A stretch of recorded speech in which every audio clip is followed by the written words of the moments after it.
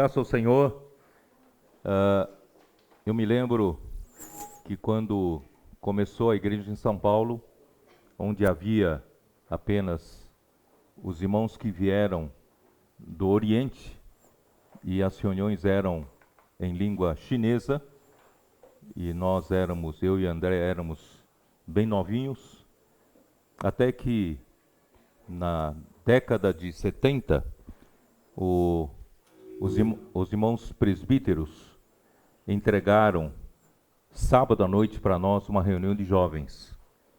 E ali nós começamos com poucos jovens, também a maioria era da língua chinesa, e nós estávamos ajudando, coordenando alguns adolescentes ainda. E ali nós começamos a ouvir algumas fitas que vinha das reuniões de Los Angeles, que o irmão Lee estava ali ajudando os irmãos ensinando e invocar o nome do Senhor, a viver, exercitar o Espírito e viver no Espírito. Daqui do Brasil, com um grupo de jovens, adolescentes, a gente almejava que esse tipo de liberação do Espírito, de alegria no Espírito, pudesse chegar entre nós. E que nós éramos muito poucos e que o Senhor pudesse também, né, multiplicar entre nós. E eu me lembro que nós, ali na antiga Casa 1, no andar de cima, a gente, junto com esses jovens e adolescentes, poucos que éramos, nós ajoelhávamos todas as semanas orando ao Senhor, pedindo para o Senhor poder realmente multiplicar-se entre nós e trazer essa realidade, né, da alegria, da vida da igreja, cheio do Espírito, cheio do exercício do Espírito, né, entre nós. E o Senhor atendeu essa oração. Nós éramos muito novos e o Senhor, Ele é muito fiel a isso.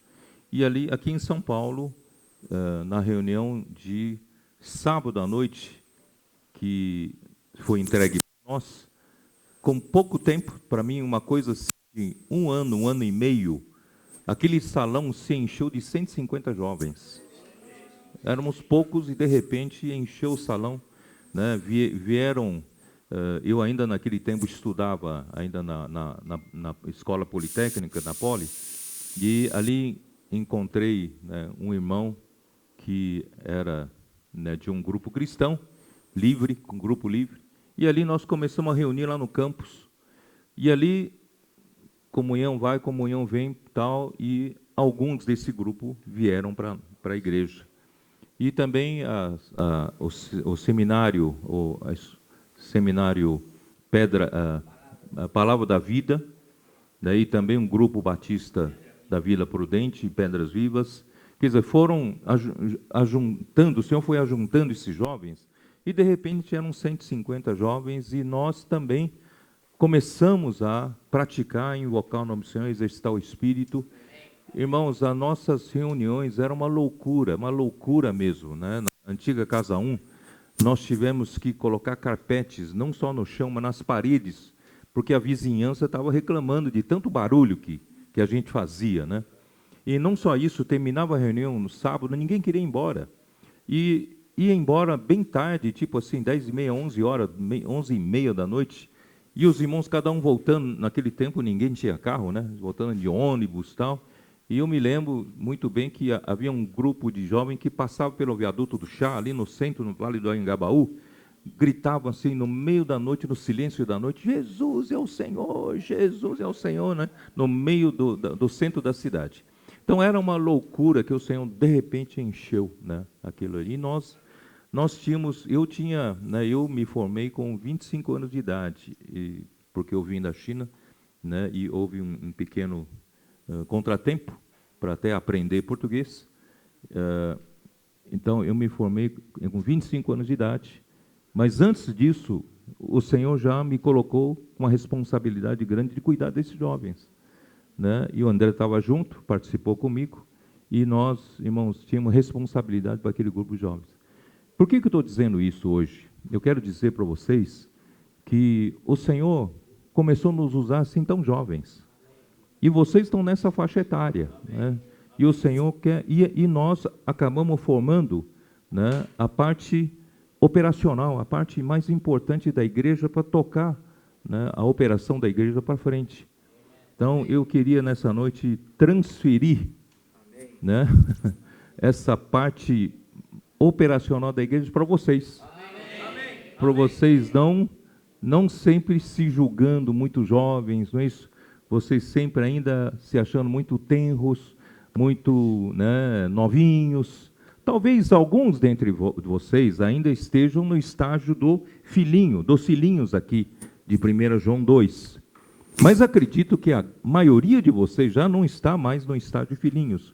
Porque os filhinhos são aqueles que acabam de se converter, acabam de conhecer a Deus como Pai, né?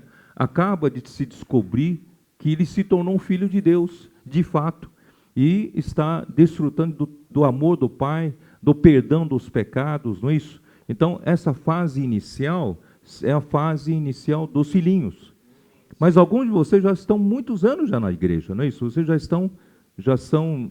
são experimentados nessa primeira fase, no primeiro estágio, vocês já passaram por esse primeiro estágio. Então, vocês já posso considerar que vocês estão no segundo estágio de jovens. E os jovens aqui, ele não fala, jovens, coitadinho, vamos, né, esperar mais um pouco para vocês receberem responsabilidade na igreja, mas aqui não, aqui fala como com jovens. Jovens, eu vos escrevi porque sois fortes. Vocês são fortes. Eu vos escrevi porque são fortes e a palavra de Deus permanece em vós. Vocês são fortes porque a palavra de Deus permanece em vocês. Na igreja não precisa de fortes, naturalmente fortes. De pessoas fortes no temperamento, pessoas fortes no gênio, pessoas fortes, né, na teimosia. Não. Nós precisamos de pessoas fortes no espírito. E pessoas fortes no espírito, irmãos, são equipadas pela palavra. Nós precisamos da palavra e a palavra precisa permanecer em nós. Então, nós precisamos, ao longo dos anos, irmão, não deixe nenhuma palavra passar em brancas nuvens. Precisamos aproveitar, sejam as conferências, sejam as reuniões da igreja, seja a comunhão que vocês têm, não é isso? Seja na leitura da Bíblia, seja na leitura do alimento diário, não sejam superficiais. Aproveitem, já que vocês têm que ler, leia, não é? Aproveitando mesmo para constituir-se com essa palavra, para tornar vocês fortes, né? Eu vou explicar para vocês quais são, vamos dizer, a característica, qualidade de alguém que Deus usa na sua obra, na igreja.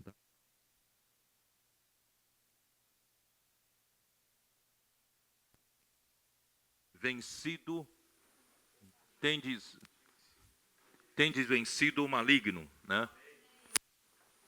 Tende vencido o maligno. E então, se vocês são fortes, a palavra permanece em vocês, vocês estão aqui, tem que encarar de que nós estamos em uma luta, uma batalha, uma guerra. Vocês estão no meio de uma guerra. Puxa vida, essa noite joguei tanta responsabilidade sobre vocês, né? A parte operacional da igreja, né? E vocês precisam começar a agir como adultos, começar a agir constituindo-se da palavra, levar a sério na palavra, e ainda mais, eu coloquei mais uma responsabilidade, vocês precisam lutar contra o maligno. Vocês aceitam esse desafio? Né? Então é isso que eu quero compartilhar essa noite para vocês. O livro de Romanos, ele mostra a salvação de Deus, o plano de Deus, o evangelho de Deus anunciado por Paulo em Romanos capítulo 1, os primeiros 4 versículos. E esse evangelho trata da salvação de Deus para o homem. E esse evangelho já mostra, irmãos, que Deus, ele não precisa de homens naturalmente fortes. Já que eu falei de ser jovens precisam ser fortes e precisam vencer o maligno, não é que nós vamos pegar todos todos os homens aqui, vamos jogar para a academia de jiu-jitsu, né? Todo mundo fica forte aqui, vamos lutar contra o maligno. Não, não é isso. Nós precisamos conhecer quais são os princípios, né, de ação por meio de Romanos. Romanos mostra que nós começamos lá embaixo, após a queda, depois que Adão transgrediu contra a palavra de Deus, o pecado entrou no homem, e o pecado entrou no mundo, e pelo pecado a morte entrou no mundo, e a morte passou para todos os homens, e o homem passou a viver numa condição tão baixa, tão miserável, que eu vou descrever rapidamente em Romanos 1 para vocês. Romanos 1 para vocês, ó, versículo 28. Só para descrever um pouco onde estava o homem, e esse homem que Deus quer usar. E por haverem desprezado o conhecimento de Deus, o próprio Deus os entregou a uma disposição mental reprovável, para praticarem coisas inconvenientes. Veja a que ponto o homem chegou. Cheios de toda injustiça, malícia, avareza e maldade, possuídos de inveja, homicídio, contenda, dolo e malignidade, sendo difamadores, caluniadores, aborrecidos de Deus, insolentes, soberbos, presunçosos, inventores de males, desobedientes aos pais, insensatos, pérfidos desleais, traidores, né? Sem afeição natural, quer dizer, alguém que é cruel e sem misericórdia, né? Então, o homem caiu, chegou a esse ponto, né? Então, às vezes, o homem não entende por que no mundo há tanta maldade. Às vezes o homem não entende por que há tanta crueldade, tanto sofrimento, tanta angústia, tanto pavor, tanto medo, né? Insegurança. E os filósofos, principalmente os filósofos gregos, eles tentam explicar por que o homem vive, né, nessa situação de onde vem a maldade, de onde vem essa injustiça, dolo, malignidade. Irmãos, aqui explica, veio tudo isso porque o homem desprezou o conhecimento de Deus. Então, os filósofos precisam ter anos e anos para filosofar, para tentar explicar que não explica. Mas a Bíblia explica, né? Essa é a situação a que o homem chegou, miserável. Por que eu falo isso, irmãos? Para você nunca pensar que no seu natural você pode ser forte. Eu quero mostrar para você que é ser forte. Então, vem o Evangelho de Deus. O Evangelho de Deus vem justamente numa hora em que os judeus acham que depois que Deus deu a lei para os judeus, e os judeus acham que, tá bom, agora, antes de Deus dar a lei para eles dependiam tudo de Deus, né? Deus é que fazia todas as coisas. Para tirar o povo do Egito, eles dependiam dos milagres de Deus. Eles dependiam que Deus fizesse as 10 pragas, né? E na 10ª praga, é o que realmente tem significado, é a morte aos primogênitos, é o Cristo como Cordeiro Pascal que nos tirou do mundo. Através da sua morte, né, ele nos redimiu e nos resgatou do mundo. E depois de sair do Egito, ainda no caminho no deserto, o exército de Faraó vinha perseguindo ou para matar ou para levá-los de volta para a escravidão. Esse povo apavorado, né, orou ao Senhor e Deus abriu o mar. Olha só que milagre, nunca houve na história humana que o mar se abrisse para alguém fugir. Mas o mar se abriu para o povo de Israel fugir a pé seco no leito do Mar Vermelho. Irmãos, isso mostra que a relação deles com Deus era uma relação de milagres. Dependiam de Deus. Sem Deus, eles nunca teriam saído do Egito. Sem Deus, eles seriam perseguidos e alcançados e seriam mortos, talvez. Então, eles nunca teriam chance nenhuma se não houvesse milagre de Deus. Toda a história de Israel era recheadas do milagre de Deus. E no deserto, para alimentar 2 milhões de pessoas, irmão, é ou não é um milagre? Ele não tinha uma terra para alimentá-los, não tinha uma terra para plantar, para buscar água. Deus, quando precisava de água, Deus fornecia água. Quando faltava alimento, Deus mandava o maná, né, de graça do céu. Quando eles queriam comer carne, Deus mandou codorniz por um mês inteiro. Comeram até, não é isso? Vomitar, até não queriam mais, não queriam mais. Então, irmãos, Deus fez tudo, guardou esse povo no deserto. Mas a hora que no Monte Sinai, Deus deu a lei para eles. Olha, o dia que eu entregar para você um livro, dizendo, esse aqui é um manual de conduta cristã. Se você fizer tudo direitinho, de acordo com esse manual, você vai ser um vencedor. Então, você nunca mais vai depender do Senhor. Porque você vai tentar fazer, né, usar sua força humana, o seu esforço, para tentar cumprir todos os itens aqui. Não sei se os irmãos entendem. O dia que baixou a lei, e a lei não era para isso, não era para ser manual de conduta. A lei é para mostrar que Deus eles tinham. É um Deus que tirou-os do Egito. Era um Deus único e verdadeiro. Não era para fazer imagem nenhuma. Era um Deus, né, santo. Era um Deus misericordioso. Mas ele também aborrecia do mal. Né? Era um Deus... Quer dizer, a lei mostrava que Deus ele é para o povo amá-lo e o povo passar a servi-lo. Então, essa é a intenção da lei. Mas o povo judeu, irmãos, infelizmente, pegou a lei e passaram a tentar guardar a lei e achando que, ao guardar a lei, quem guardasse mais a lei seria mais vencedor. E ninguém pela lei, Paulo fala pela lei, ninguém é justificado. Ninguém é justificado. Se você conseguir cumprir 100% da lei, você seria justificado. Mas ninguém consegue cumprir 100% da lei. Se seria Deus. Então, se você infringisse um ponto da lei, você estaria infringindo toda a lei. Portanto, nenhum homem consegue cumprir a lei, guardar a lei. E assim o povo judeu tentou a vida inteira. Agora chegou a nossa vez, a igreja. Então Deus quer mostrar para nós, irmãos, até a nossa justificação não foi porque nós fizemos alguma coisa de boa. A nossa justificação foi simplesmente pela fé. Deus é que fez toda a obra. Enviou seu Filho Jesus, se tornou um homem como nós, passou por todos os sofrimentos e angústias, todo o viver humano, as tentações iguais a nós, ele passou tudo. Só que ele venceu tudo sem pecado. E ele então morreu, se tornou obediente a Deus, obediente até a morte, e morte de cruz.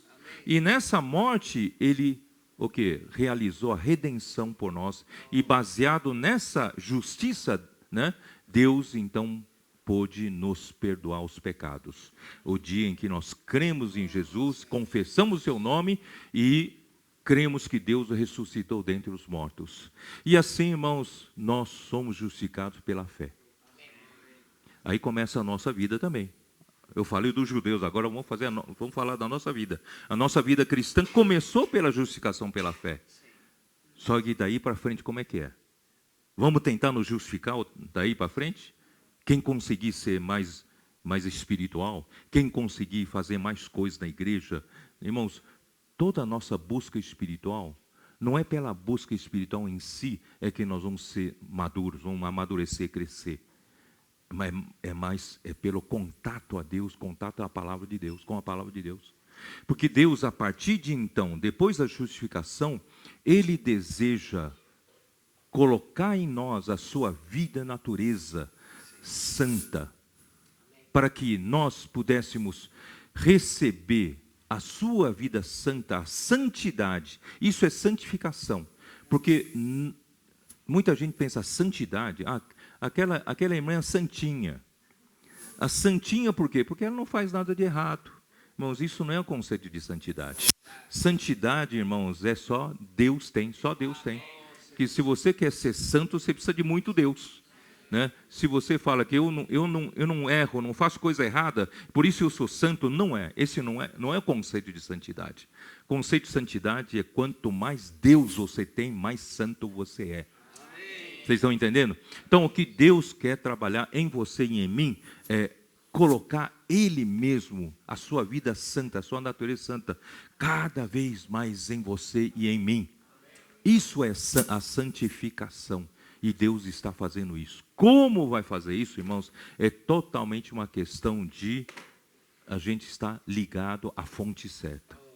Porque quando nós nascemos, nos tornamos pecadores por causa de Adão, e nós caímos na situação, no capítulo de Romanos, uma situação horrível.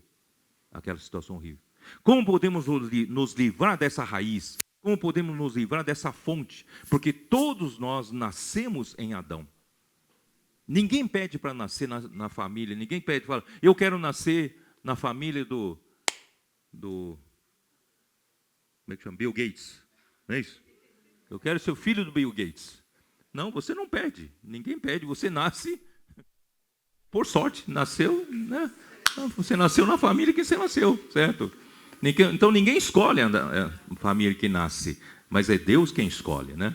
Então assim, você já nasceu em Adão, você nasceu já com essa natureza pecaminosa, né? Com toda essa situação terrível descrita em Romanos 1. Mas Deus tem um plano de salvação. Deus quer desarraigar você desse legado e Deus quer colocar você em outra pessoa. Então, são dois homens, dois destinos. Ou Adão,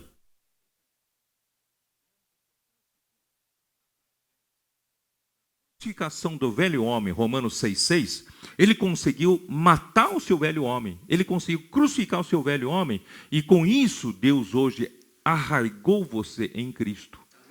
Esse é o plano da salvação de Deus, não é tornar você bonzinho, você que tinha uma conduta errada, ruim. Deus então quer melhorar sua conduta. Isso não é a economia de Deus. A economia de Deus é desarraigar você do velho homem, amém, da fonte errada, amém, e colocar você em Cristo, no novo homem, na fonte certa. Amém. E essa fonte certa é a fonte onde tem a raiz santa, onde tem a seiva santa.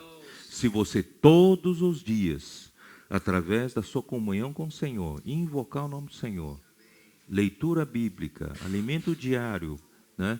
Reuniões, sabe o que está acontecendo? Você está mais tempo, quanto mais tempo você passa ligado à raiz santa, Deus consegue, Deus tem oportunidade de fazer passar a seiva santa por meio da raiz santa em você. Então Deus, através da seiva santa, o que está acontecendo? Ele está fazendo uma mudança metabólica na sua vida. As células do velho homem estão pouco a pouco saindo com a entrada das células novas do novo homem. Células novas da raiz santa, que vem da raiz santa e da seiva santa. Está tornando você mais cheio de Deus. É isso que eu quero que você tenha um conceito. A economia de Deus é isso. Quando a gente fala economia de Deus, não pensa numa definição teórica, doutrinária. A definição da economia de Deus é Deus quer substituir você, o velho homem, em você, por próprio Deus. A vida santa de Deus, a natureza de Deus, por meio de colocar você em Cristo, arraigar você em Cristo. Bom, aí então passa, e quando chega o capítulo 8 de Romanos, irmãos, o que nos liberta de vez dessa vida tão miserável, ainda escravizando-nos no velho homem, irmãos, é a lei do Espírito da vida. É a gente aprender, colocar a nossa mente. Você sabe que a nossa mente comanda todo o nosso ser? Você sabe disso? Né? Nós viajamos semana passada com um grupo de cooperadores para Taiwan, e você sabe que lá é do outro lado do mundo, né? Dizem que se você furar um buraco aqui, quer dizer, os irmãos de lá falaram para mim, né? Os irmãos de Taiwan falaram, dizem que se furar um buraco aqui, a gente vai chegar no Brasil. Né? Eles falaram para mim assim.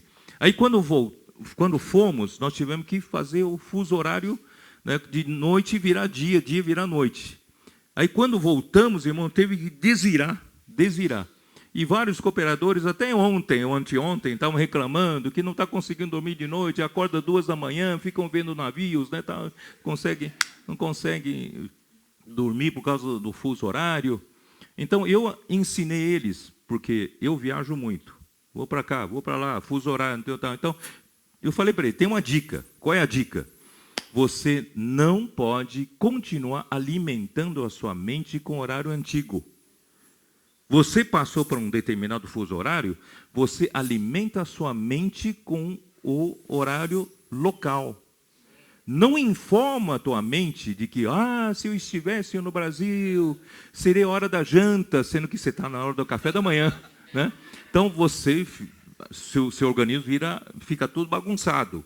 Então, alimenta a tua mente, porque a mente, por incrível que pareça, irmãos, a mente regula o corpo, sabia disso? Regula todo o ser do homem. Então, a mente é uma coisa importantíssima do nosso ser, sabia? Então, se você pensou, sentado aí, se você colocar na tua mente, mas está quente, está quente. Nossa, está quente. Não está quente, não. Quanto mais você pensa, alimenta a mente que está quente, dali a pouco você vai estar abanando aqui, ó. Não é isso? Porque a mente alimenta. Alimenta ou não alimenta? Ou alguns falam, puxa, está frio. Nossa, está frio. Ar-condicionado está ligado, não está frio. Você vai sentir frio, daqui a pouco você está com frio, né? Então, a mente alimenta todo o corpo. E espiritualmente a mesma coisa. Onde você colocar a mente, você vai estar ligado àquela fonte. Se você alimentar a mente ou colocar a mente na carne, você vai receber a morte. Você está ligado ao velho homem. Mas se você coloca a sua mente no espírito, você vai receber vida e paz. Romanos 8 fala isso. Então, quando é que você vai experimentar o poder do Espírito da vida? Do Espírito da vida, a lei do Espírito da vida. Irmãos, é quando a tua mente for colocada no Espírito. Quando a tua mente for colocada na carne, irmão, eu estou fraco, me socorre hoje, me ajude, eu estou desanimado, né? Eu não sei que com uma apatia espiritual, não sei o que acontece comigo, não tenho vontade de reagir, não tenho vontade nem de invocar o Senhor, ler a Bíblia. Quanto mais você pensa assim, é uma espiral, você vai indo embora, dali a pouco você está enterrado debaixo do solo. Então, a gente precisa reagir, não é isso? Amém. Colocar a nossa mente no Espírito. Amém. É uma história da fé. Né? Eu coloco a minha mente no Espírito, eu vou receber o poder que há na lei do Espírito da vida. Aí, irmãos, a lei do Espírito da vida, irmão, consegue levantar um avião A380, acho que pesa quanto? 350 toneladas, se eu não me engano. Você sabia, um avião, o Airbus, que parece que anunciaram... Acabou a produção, não vou mais produzir porque não dá lucro, né?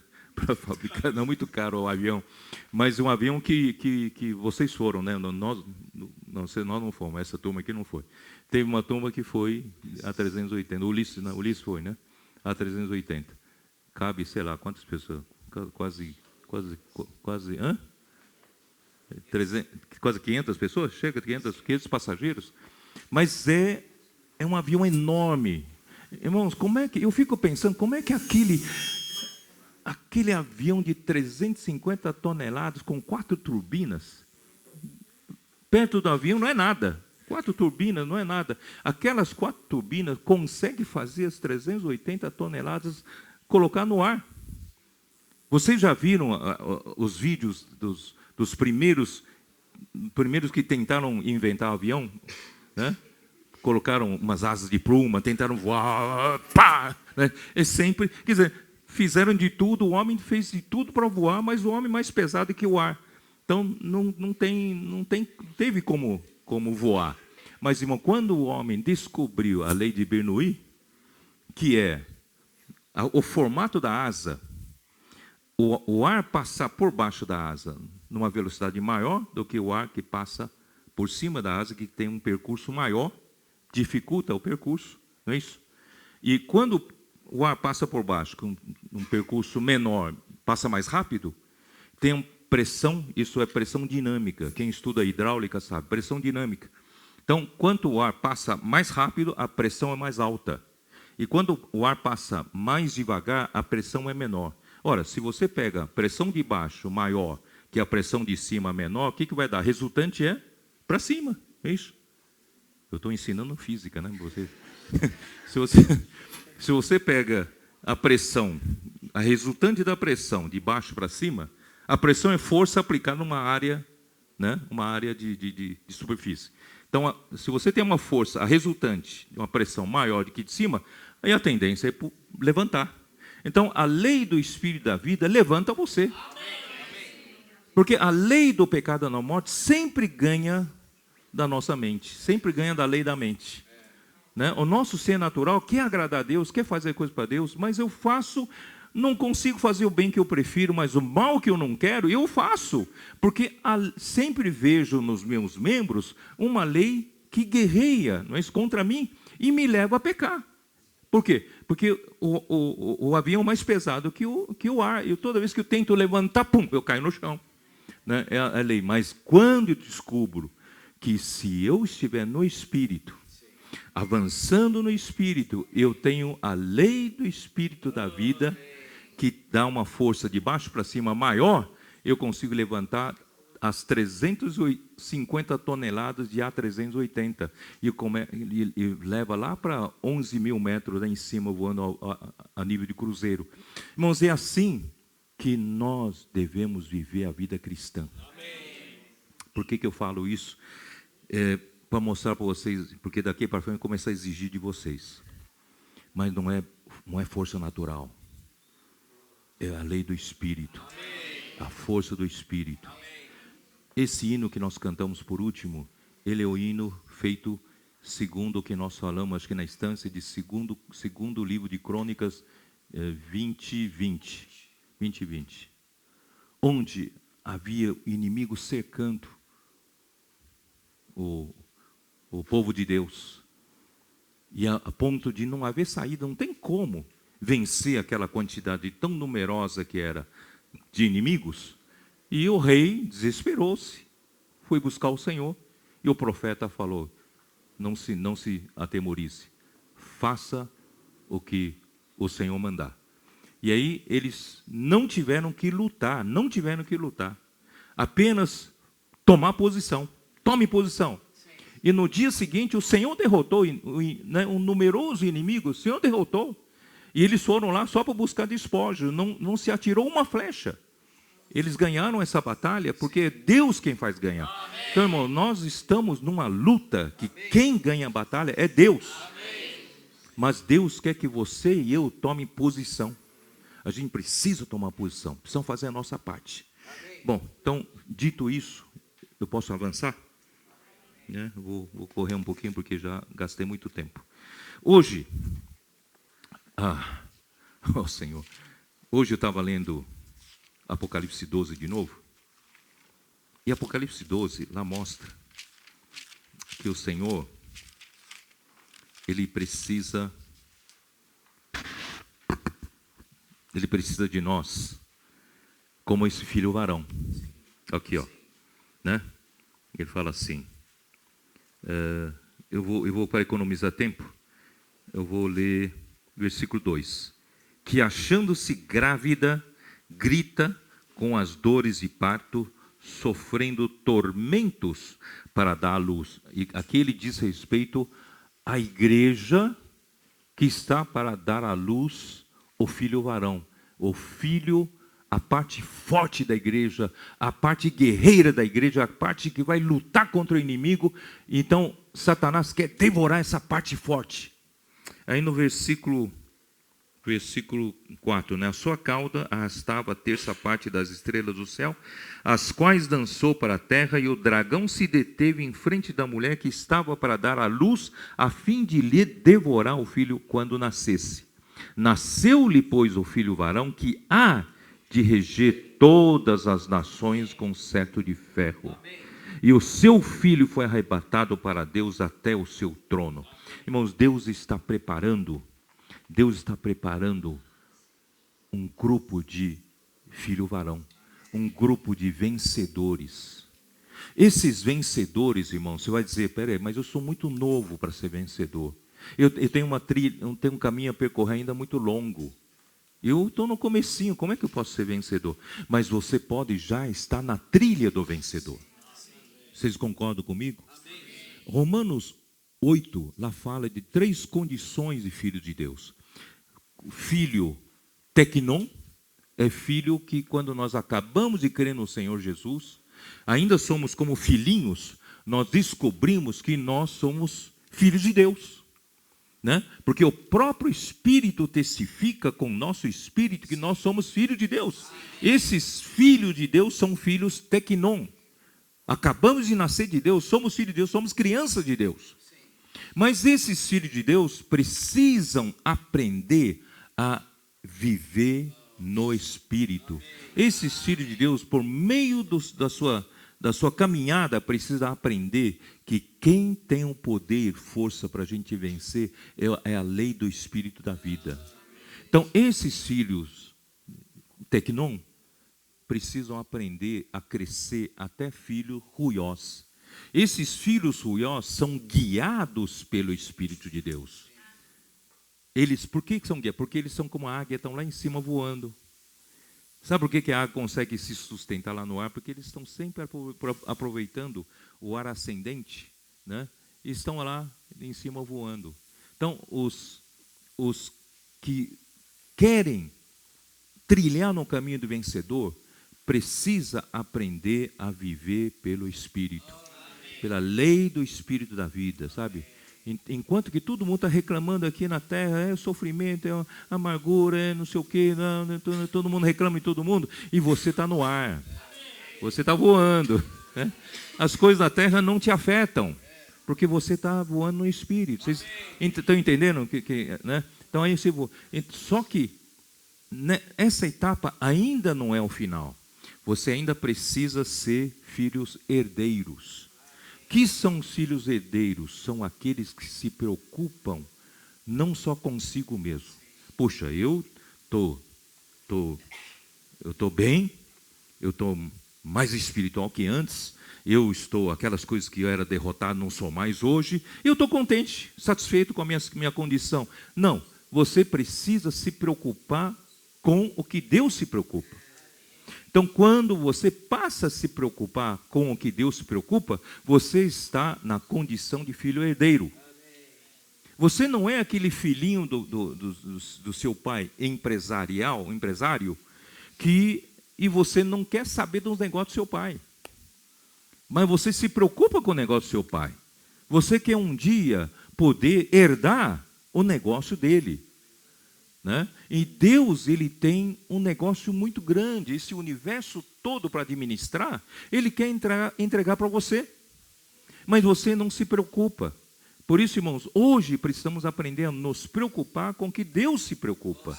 Então, essa é a diferença entre filhos ruiós e filhos herdeiros. Então, nós passamos a nos preocupar com o que Deus se preocupa. Aí, então, irmãos, você está na trilha certa para ser parte desse filho varão. Aí voltando lá para Apocalipse 12. Então, esse filho está para nascer. Irmãos, está para nascer no nosso tempo. Deus obteve muitos vencedores nesses 20 séculos da igreja, do tempo da igreja, muitos vencedores, mas todos individuais. Um irmão, outro servo de Deus, outro que foi martirizado, outro tal, mas nunca um grupo de vencedores como o filho varão, um grupo coletivo. Claro que o filho varão inclui todos esses do passado, mas no final dos tempos Deus precisa ganhar um grupo de vencedores. E para esse grupo de vencedores acontecer, irmãos, nós precisamos deixar de ser egoístas. É cada um correr por si, Deus por todos. Eu vou subir na cabeça de um, subir na cabeça de outro, puxar tapete de um para eu poder subir. Irmão, isso é no mundo. Mas para ser filhos, a vencedores coletivos, não. Vencedores coletivos, eu preciso ajudar um, ajudar o outro, para eu poder, junto com esses, sermos vencedores juntos. Orar pela fraqueza de um, orar pelo problema do outro, não é isso? E nós juntos, um sustentando o outro, um, né, ajudando o outro, um amando o outro, cuidando dos outros, nós juntos, irmãos, vamos ser vencedores coletivos. Aí quando chegar na hora de nascimento desses vencedores, irmãos, chegará o final dos tempos. E não estamos longe do final dos tempos. Por que eu estou falando essa palavra para vocês? Eu tenho muita esperança que vocês, muitos de vocês farão parte desse filho varão. Vocês, quando chegar a hora, vocês vão se lembrar disso que eu falei para vocês. Se vocês trilharem nesse caminho que eu acabei de falar, vocês vão fazer parte do filho varão. Esse filho varão, irmão, precisa se preocupar com o negócio do pai. Precisa se preocupar com o que o pai se preocupa.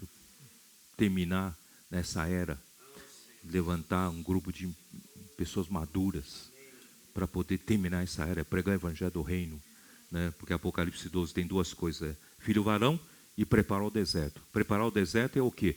Nós temos que pregar o evangelho de cidade em cidade.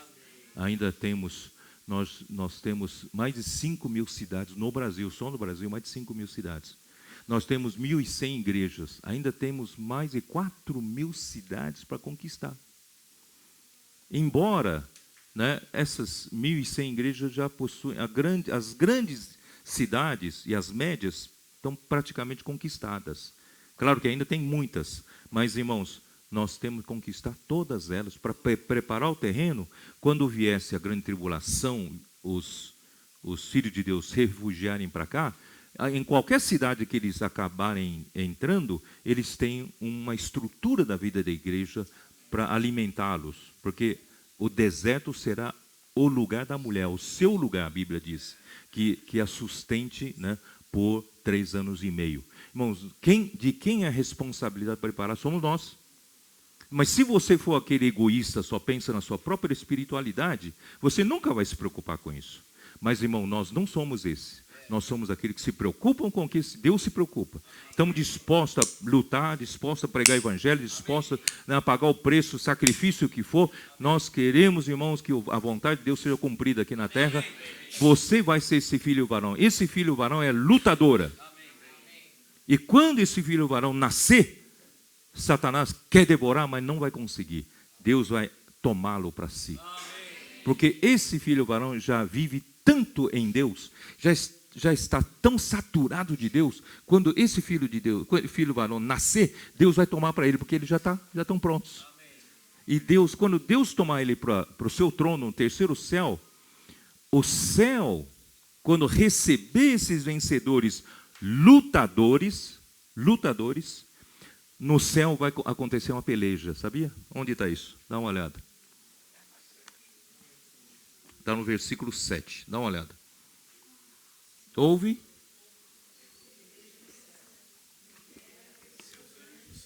Miguel e seus anjos pelejaram contra o dragão.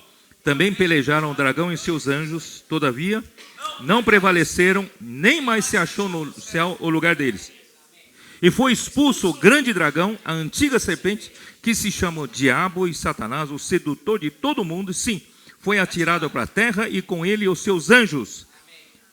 Versículo 10 prova, irmãos, isso teve tudo a ver com o filho varão. Ele diz assim: então ouvi grande voz do céu proclamando: agora veio a salvação, o poder, o reino do nosso Deus e a autoridade de seu Cristo, pois foi expulso o acusador de nossos irmãos, o mesmo que os acusa de dia e de noite diante do nosso Deus. Eles, pois, quem venceu? Eles, pois, o venceram por causa do sangue do Cordeiro, por causa da palavra do testemunho que deram, e mesmo em face da morte, não amaram a própria vida. Irmãos, esses que se preocupam com o que Deus se preocupa, eles não amam a sua própria vida. Essa vida, irmãos, é principalmente a vida psique, de você, coitado de mim, eu estou cansado, eu não quero, né, eu tenho tanta coisa para fazer, né, deixa os outros irmãos fazerem o que Deus se preocupa, eu tenho minhas coisas para fazer. Não, eles não amaram a sua própria vida. Irmãos, eu quero convocar vocês para lutar. Amém. E vocês assumirem a parte forte da igreja. Amém. Não mais se julgarem muito novos, nem se julgarem muito jovens. Irmãos, eu comecei com 20 e poucos anos. Já assumindo a responsabilidade principal do jovem na igreja e depois já na obra, né? Irmãos, vocês não são jovens não, vocês não são muito jovens para isso não, pois está na hora de vocês assumirem, não é isso? Amém? Ó, números. Fomos em Taiwan e estávamos estudando números. Deus mandou Moisés fazer um censo. Esse censo das 12 tribos de Israel era um censo, sabe para quê? Censo para levantar quantos homens capazes de ir à guerra que Israel tinha. Então, irmãos, esse censo é de todo homem acima de 20 anos. Dá uma olhada aqui, onde está? Versículo 2 diz assim: levantai o censo de toda a congregação dos filhos de Israel, segundo as suas famílias, segundo a casa de seus pais, contando todos os homens, nominalmente, cabeça por cabeça, da idade de 20 anos para cima, todos os capazes de sair à guerra em Israel, a esses contarei segundo os seus exércitos, tu e Arão. Eles contaram, irmão, no fim as 12 tribos tinham mais de 600 mil homens que estavam prontos para sair, podiam sair à guerra. Claro que ainda precisavam de treinamento, de aperfeiçoamento e tal. Irmãos, esse é um lado que eu quero falar. Já não tenho tempo mais, eu já vou finalizando. Isso é o que eu quero falar para vocês, irmãos. Vocês precisam estar prontos para a guerra. Se nós queremos encerrar esta era, irmãos, o Senhor precisa ganhar uma geração como vocês. Mas não mais uma geração egoísta, só pensa em si. Mas geração que se preocupa com as coisas de Deus. Se preocupa com essa dupla missão que nós temos em Apocalipse 12. Formar o filho varão e preparar o deserto. Pregar o evangelho em cada cidade e levantar igrejas. E não contente levantar uma mudinha da igreja, mas ter a vida da igreja estruturada em todas as cidades. Bom, então, primeiro é isso. Vamos preparar vocês para a guerra. Né, André? Daqui para frente você vai olhar eles como exército, tá? Eles são todo exército. Exército do Senhor. Certo? Não tem mais coitadinho, né? De mim e tal. O exército passa por poucas e boas, não é isso? Mas está em pé, né? Eu outro dia estava olhando um vídeo, um guia que foi do exército de Israel, ele mostrando como é que foi treinado.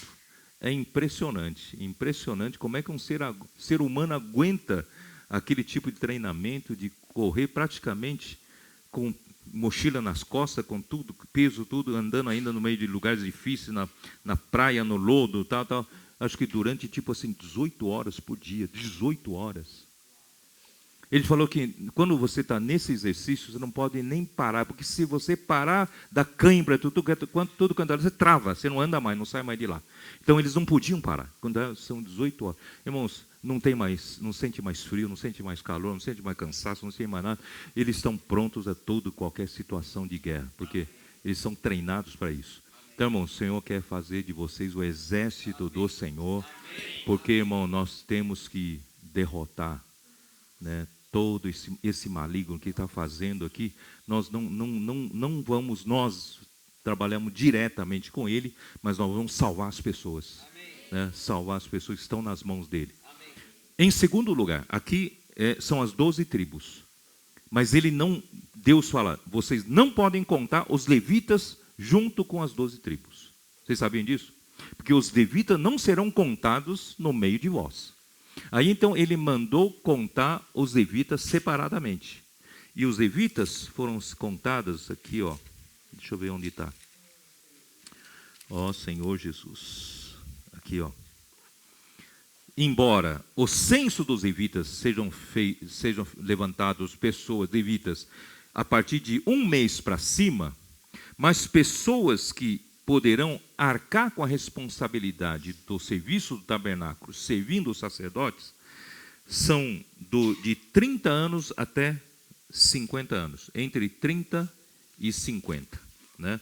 Entre 30 e 50, eles tinham, aqui, ó, está no capítulo 4, versículo 34. Moisés, pois, Arão e os príncipes do povo contaram os filhos dos coatitas segundo as suas famílias e segundo a casa de seus pais, da idade de 30 anos para cima até os 50, todo aquele que entrou nesse serviço para exercer algum encargo na tenda da congregação Os que deles foram contados, pois segundo as suas famílias, foram 2.750. Quer dizer, então, são três, né? São três filhos, são os filhos de Coatitas, são os filhos de Gerson e os filhos de Merari. São três, Coate, Gerson e Merari. Então, esses que estão entre 30 e 50 podem fazer o serviço no tabernáculo. Esses são 8.580. 8.580. Afora os 2 filhos de Arão, que, né, oficiarão junto com Arão todo o serviço sacerdócio. O que eu quero dizer para vocês? Vocês, de um lado, vocês devem ser guerreiros. Mas, por outro lado, vocês são os que servem ao Senhor. E nós precisamos, a partir dessa conferência em março, eu já estou adiantando para vocês. Isso já é uma antecipação. Eu quero dizer para vocês, nós vamos, pelo andar da carruagem que o Senhor, nesses últimos 2 anos, que o Senhor nos agraciou tanto com a palavra, restaurando-nos muita coisa entre nós, irmão, chegou a hora da gente restaurar mais ainda os nossos serviços. E esses serviços vão ganhar força com a força jovem de vocês. Os grupos familiares vão ganhar força com vocês. E todos os serviços, sejam de crianças, adolescentes, jovens, e todos os demais serviços da igreja, ganharão força com vocês. Eu queria que a igreja entrasse nos trilhos, que fosse uma igreja, a igreja de São Paulo e a Redondeza, pudesse ser igrejas modelo, para que todas as outras igrejas pudessem seguir no mesmo caminho. E graças a Deus, irmão, nesses últimos 2 anos, muita coisa avançou entre nós. Muitos serviços, né? Graças ao empenho dos irmãos, graças ao empenho das irmãs, serviço de criança, né? Estão pouco a pouco se tornando uma coisa exemplar, de serviço de adolescente, pelo sacrifício, pelo amor, né? Pelo trabalho dos irmãos. Nós estamos conseguindo já ganhar nossos adolescentes. Serviço de jovens, você já tem um serviço, né, cada vez mais primoroso, né? Mas nós não estamos contentes, mas não estamos satisfeitos. Nós queremos mais. Amém. E nós queremos que a igreja tenha todos os serviços em ordem, para a gente avançar muito mais. Vocês estão entendendo? E a igreja conta com vocês. Porque aí, irmãos, nós vamos ter... aí nós não vamos também depender do nosso esforço. Não vamos dizer, tá, agora nós estamos serviços bem organizadinhos, nós temos tudo azeitadinho, agora vai, irmãos, nós dependemos sempre da bênção de Deus. Nós apenas oferecemos para Deus uma sarça, né, capaz de conter mais fogo. Agora, quem vai pôr fogo em cima é o Senhor. O poder vem de Deus.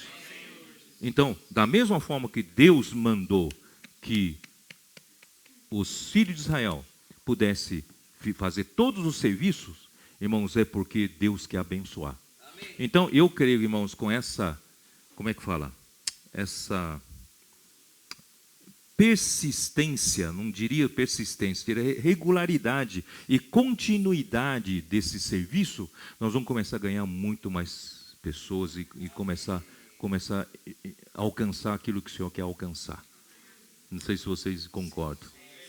Quando o Samuel me falou sobre os versículos que eles tomaram para pegar o 288, irmãos, eu fui ler, né, segundo Crônicas, eu fui muito tocado, porque o rei Davi percebeu que precisava renovar todo o serviço da casa de Deus. Ele não só renovou os cantores, ele renovou os porteiros, renovou o serviço levítico, o sacerdócio, renovou todo o serviço, para que o reino fosse forte para Deus de novo, né? Para Deus poder usar esse reino, né? Irmãos, está na hora da gente não brincar mais de igreja, não improvisar as coisas, a gente começar a ter uma coisa continuada, isso, poder nós estarmos produzindo e formando mais pessoas aperfeiçoadas, mas nunca dependendo do nosso esforço, sempre contando com o milagre de Deus, porque são os milagres de Deus, irmãos, que nos fazem voar. Senão nós seríamos equiparados a qualquer pessoa no mundo, se nós contamos com todas as coisas possíveis, naturais e terrenos. Não há diferença entre nós, os filhos de Deus, e os não filhos de Deus. Então, nós fazemos nossa parte, mas Deus, Ele pode fazer milagre, a parte dele. Em cima do que nós fazemos, irmão, Deus pode produzir muito mais. E eu quero dizer, irmãos, que esse é apenas o início para nós chegarmos no tempo final. Produzir o filho varão, e nós vamos levantar essas 4.000 cidades que faltam no Brasil. Em toda a América do Sul ainda faltam muitas cidades. E quem sabe esses continentes que nós somos responsáveis, tanto a América do Norte, a África, a América Central, nós não sabemos, o Senhor ainda até agora não nos deu Oceania, certo? Mas por enquanto, nesses continentes o Senhor nos deu, nós queremos ser fiéis. E quero contar com vocês. Eu estou com muita esperança, por isso que hoje à noite eu vim aqui com muita esperança de poder contar com vocês. Espero que vocês consigam daqui para frente entender a nossa linguagem, mesmo lá na conferência para os adultos, na verdade é para vocês. Porque vocês são jovens, vocês são fortes, e a palavra de Deus permanece em vocês, e vocês têm vencido o maligno, porque vocês derrotam o maligno no seu dia a dia. Não colocam a mente na carne, mas a mente no Espírito. Jesus é o Senhor.